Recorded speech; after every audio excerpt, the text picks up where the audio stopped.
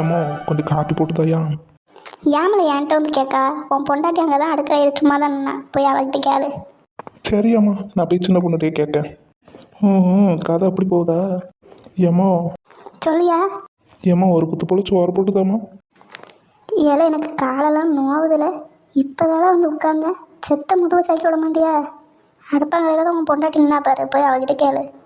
அது சரி, மற்ற நேரம்லாம் என் பிள்ளைங்குது. ஏதாவது வேலைனா மட்டும் உன் பொண்டாட்டிகிட்ட போய் கேளுங்குது.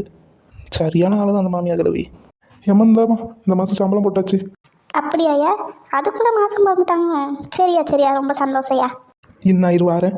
ஏங்க சம்பளத்தை என்கிட்ட கொண்டாங்க. ஏன்ட்டு எல்லாத்தையும் பொண்டாட்டிட்டு கேட்கவில்ல, சம்பளத்தையும் பொண்டாட்டிட்டு தந்தா என்ன?